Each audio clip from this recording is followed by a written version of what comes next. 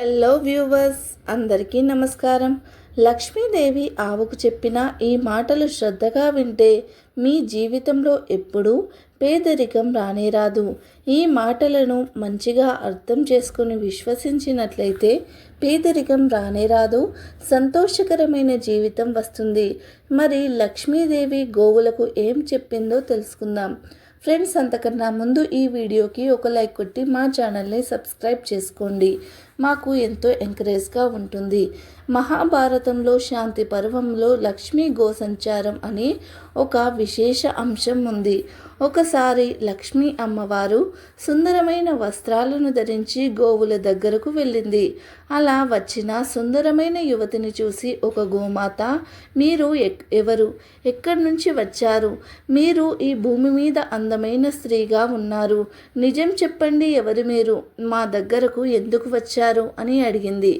ఆవులు అలా అడగగానే లక్ష్మీదేవి తనను పరిచయం చేసుకుంది. గోవులారా, పూర్తి ప్రపంచమే నన్ను కోరుకుంటుంది. ప్రపంచంలో నేను లక్ష్మీనామంతో ప్రసిద్ధి చెందాను. నేను భూమిని వదిలేసి వచ్చేద్దాం అనుకుంటున్నాను.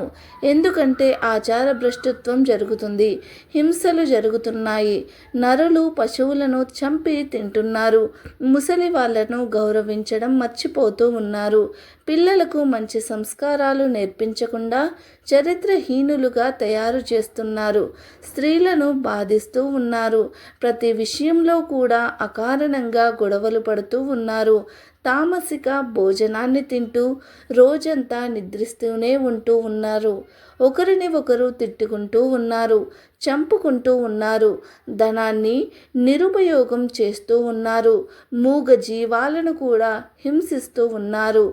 అలాంటి చరిత్రహీనులను చూసి నేను అక్కడ ఉండలేక ఇలా వచ్చేసాను అని చెప్పింది లక్ష్మీదేవి.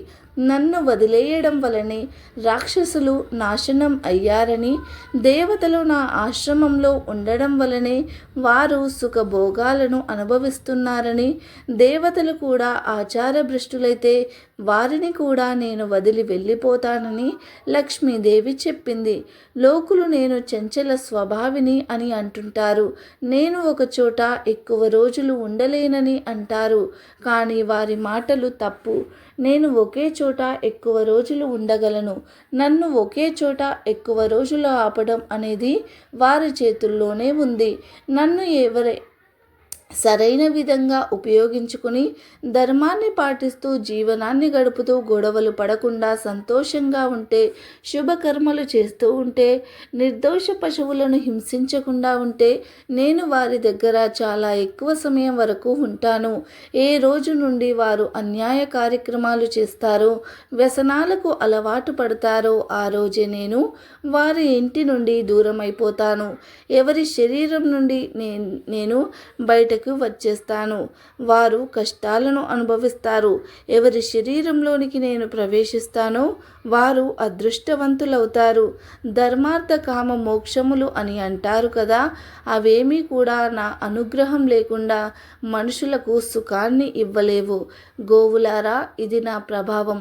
పూర్తి ప్రపంచం నడవడానికి నా అవసరం చాలా ఉంది. అలాంటి నేను మీ దగ్గరకు ఎందుకు వచ్చానంటే, నేను మీ శరీరంలో నివాసం ఉండాలి అనుకుంటున్నాను కాబట్టి మీరు నాకు ఆశ్రయం ఇచ్చి సంపన్నులు అవ్వండి అని లక్ష్మీదేవి గోవులతో చెప్పింది. కానీ లక్ష్మీదేవి మాటలు విన్న గోవులు ఇలా అన్నాయి, దేవి, మీరు ఇంకెక్కడికైనా వెళ్ళి ఉండండి. మాకు మీ అవసరం లేదు. మీరు పాపుల ఇంట్లో కూడా ఉంటారు. మీరు వేరే ఎక్కడికైనా సరే వెళ్ళి ఉండండి. మీరు ఎక్కడికి వెళ్ళడం ఇష్టమో అక్కడికి వెళ్ళి ఉండండి. మా శరీరం పుష్కత్వమైనది, సుందరమైనది. మాకు మీతో పని ఏమీ లేదు. మీరు మాకు ఎన్నో మాటలు చెప్పారు, అందుకే మీకు ఈ ధర్మాన్ని చెప్తున్నాను అన్నాయి గోవులు. గోవుల మాటలు విన్న లక్ష్మీదేవి, ఓ గోవులారా, నన్ను ప్రసన్నం చేసుకోవడం చాలా కష్టం. ఎంతో ప్రయాసపడితే తప్ప నేను ఎవరి ఇంటికి వెళ్ళను. జనాలు నన్ను ప్రసన్నం చేసుకోవడానికి చాలా ప్రయత్నాలు చేస్తారు. ప్రజలు నా కోసం పగలు రాత్రి ఎదురు చూస్తూ ఉంటారు. నా కోసం దొంగతనాలు చేస్తారు. ఒకరినొకరు మోసం చేసుకుంటారు. చేసుకుంటారు. సోదరులతో తల్లిదండ్రులతో కూడా నా కోసం గొడవలు పడతారు. నా కోసం ప్రజలు దేశాలను వదిలేసి విదేశాలకు కూడా తిరుగుతూ ఉంటారు. కానీ వారి కోరిక అనుసారం నేను ఎవరికీ అందడం లేదు. ఇక్కడికి మీరు కోరకుండానే స్వయంగా వచ్చాను. అయినా మీరు నన్ను నిరాకరిస్తున్నారు. పిలవకుండా ఎవరి దగ్గరకు అయినా సరే వెళ్తే ఇలాగే నిరాధారణ లభిస్తుందని ఈరోజు నాకు అర్థమయ్యింది. అయినా కూడా నేను మిమ్మల్ని బ్రతిమిలాడుతున్నాను.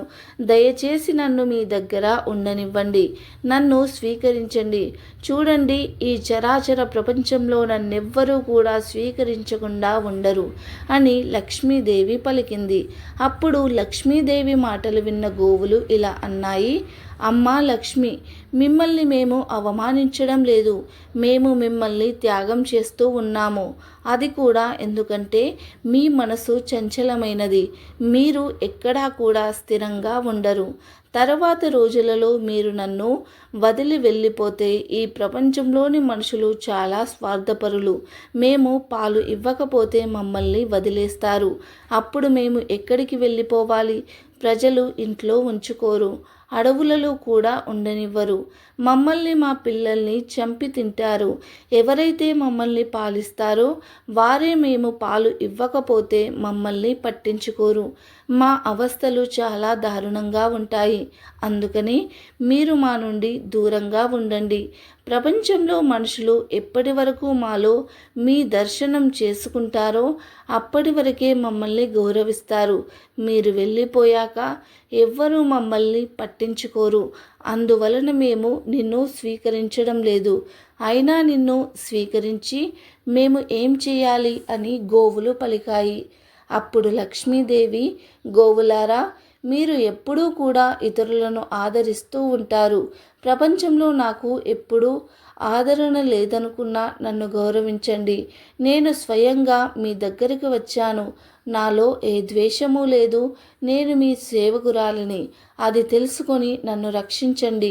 నన్ను నమ్మండి. మీరు ఎప్పుడూ అందరికీ శుభాలను ఇస్తారు. మీరు పుణ్యాత్ములు, పవిత్రమైన వాళ్ళు. మీ శరీరంలో ఏదో ఒక స్థానంలో నన్ను నివాసం ఉండనివ్వండి అని అడుగుతుంది లక్ష్మీదేవి. లక్ష్మీదేవి అన్నిసార్లు అడిగేసరికి గోవులు లక్ష్మీదేవిని వెనక్కి వెళ్ళిపోమని చెప్పలేకపోయాయి. అప్పుడు గోవులు దేవితో, మాకు ఒక షరతు ఉంది. ఆ షరతు ఒప్పుకుంటే మేము నిన్ను స్వీకరిస్తాము అని అన్నాయి. మీరు మా లోపల ఎప్పటి వరకు కావాలంటే అప్పటి వరకు ఉండండి. కానీ మా వెనుక భాగంలో పేడలో, మూత్రంలో మాత్రమే నివాసం ఉండండి. గోవు పేడ, గోమూత్రం చాలా పవిత్రమైనవి. మాకు తెలుసు. మీరు మమ్మల్ని వదిలి వెళ్ళిపోతే ప్రజలు మమ్మల్ని వదిలేస్తారు అని. మా పేడ, మూత్రంలో మీరు ఉంటే వాటిని ఉపయోగించి ప్రజలు లాభాలను పొందుతారు అని గోవులు అన్నాయి. ఆ మాటలు విన్న లక్ష్మీదేవి ఎంతో సంతోషించి, ఓ గోవులారా, నేను మీలో నివసించడానికి అనుమతి ఇచ్చి నా గౌరవాన్ని కాపాడారు. మీరు చల్లగా ఉండాలి.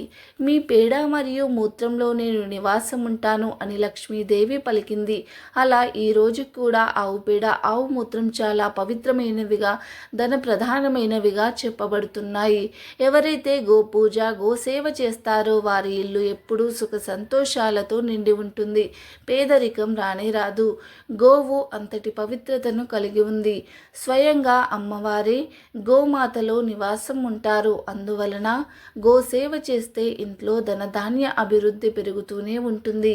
ఈ కథను వింటే చాలు, దుఃఖం పోతుంది, పేదరికం రానే రాదు. గోవులో సకల దేవతలు కొలువై ఉంటారు. గోవును పూజిస్తే సకల పాపాలు పోతాయని మన పెద్దలు చెప్తూ ఉన్నారు. పురాణాలలో కూడా చెప్పబడ్డాయి. అయితే గోమాత స్త్రీలకు ఒక శాపాన్ని ఇచ్చింది.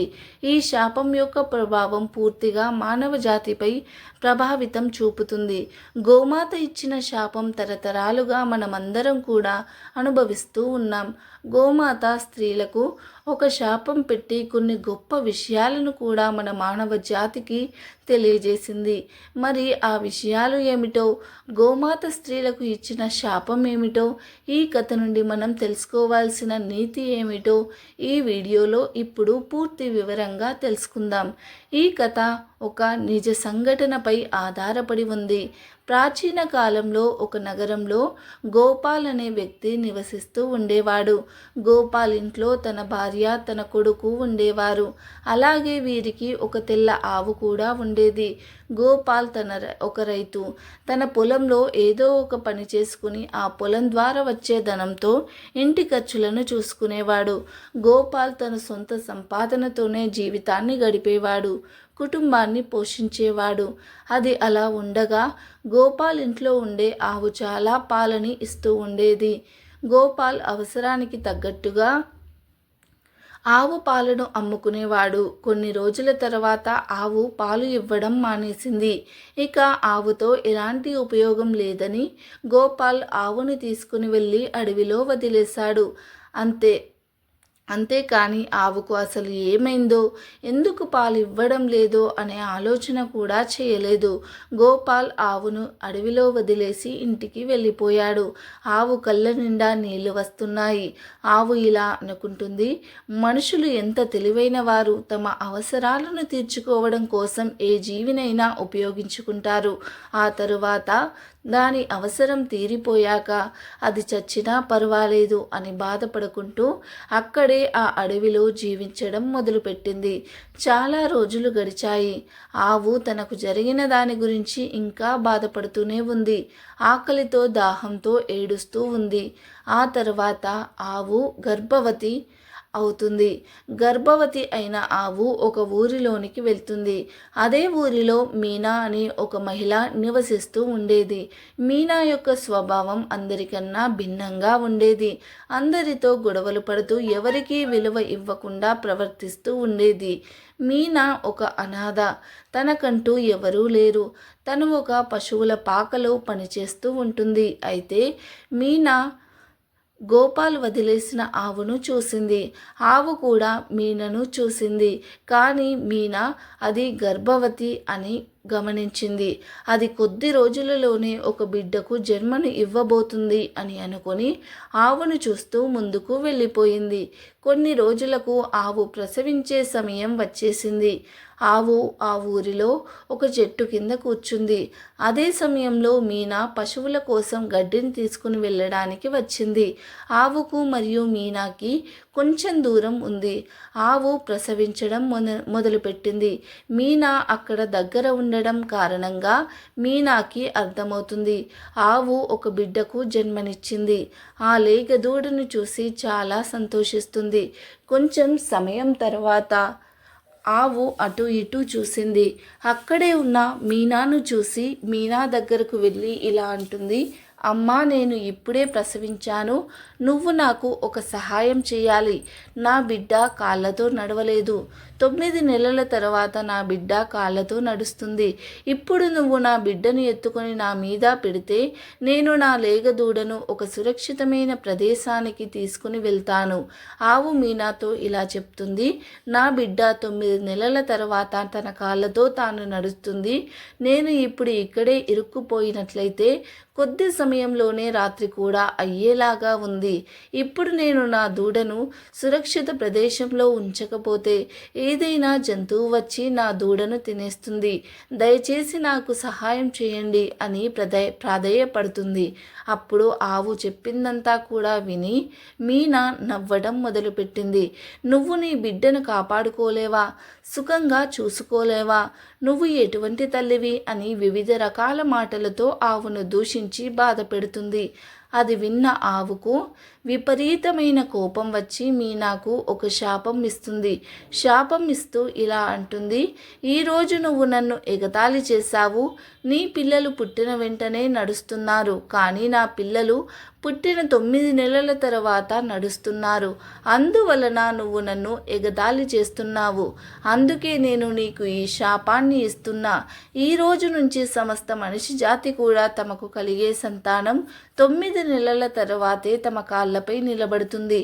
ఈ రోజు నుండి సమస్త మనిషి జాతి యొక్క శిశువులు జన్మించిన కొద్ది సమయం నుంచి వారు తమ కాళ్ళపై నడవడం ప్రారంభిస్తారు అని గోమాత మీనాతో పాటు సమస్త మానవ జాతికి కూడా శాపం ఇస్తుంది. ఈ కారణంగానే స్త్రీకి జన్మించిన పిల్లలు 9 నెలలు దాటిన తర్వాతే తమ కాళ్ళతో నడవడం ప్రారంభిస్తారు. ఇదంతా కూడా గోమాత పెట్టిన శాపం వల్ల జరుగుతుంది అని పౌరాణిక పురాణంలో చెప్పబడుతుంది. ఆవు మీనాకు ఈ శాపం ఇచ్చిన తర్వాత మీనాకు ఒక విషయం చెప్తుంది. ఎవరైనా సరే కష్టంలో ఉన్నప్పుడు వారికి ఎంతో కొంత సహాయం చేయాలి. అది నీ మిత్రులు అయినా శత్రువులు అయినా మీ సహాయం కోరి మీ దగ్గరకు వచ్చినప్పుడు వారికి సహాయం చేయాలి. గోమాత మాటలు విని మీనా క్షమాపణ అడిగింది. నా వల్ల చాలా పెద్ద తప్పు జరిగింది, నన్ను క్షమించు అని అంటుంది. అప్పుడు గోమాత, నేను ఇచ్చిన శాపమైతే వెనక్కు తీసుకోలేను, కానీ నేను నీకు చెప్పే విషయాలను నువ్వు అమలు చేస్తే నీ జీవితానికి ఎప్పుడో ఒకప్పుడు తప్పకుండా ఉపయోగపడతాయి అని ఆవు ఇలా చెప్పడం ప్రారంభించింది. ఎప్పుడూ కూడా ఏ వ్యక్తిపైన కూడా ఎక్కువ విశ్వాసాన్ని పెట్టుకోకూడదు. అది ఎవరైనా సరే, మన సొంత వాళ్ళపై కూడా ఎక్కువ విశ్వాసం పెట్టుకోకూడదు. ఎందుకంటే మనం వారిపై పెట్టుకున్న విశ్వాసం వారికి అది మన బలహీనతలాగా ఉంటుంది. దానివల్ల ఇతరులు మన నుండి లాభాలను పొందుతారు. ఎప్పుడూ కూడా మనకంటే ఎదుటి వారిపై ఎక్కువ నమ్మకాన్ని ఉంచుకోకూడదు. మీపై మీరు నమ్మకాన్ని కలిగి ఉండాలి. ఈ విధంగా సమస్త స్త్రీ జాతికి గోమాత శాపం ఇచ్చి ఈ విషయాలను చెప్పింది. ఈ కథ ఒక నిజమైన సంఘటనగా పేర్కొనబడింది.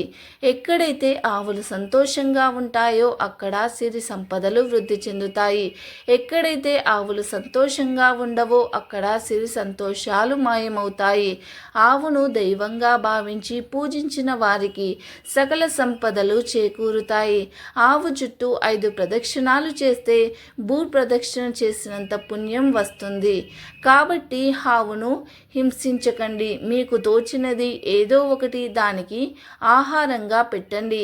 ఆవుని ఎవరైతే గౌరవిస్తారో వారి దగ్గర లక్ష్మి ఎల్లప్పుడూ ఉంటుంది.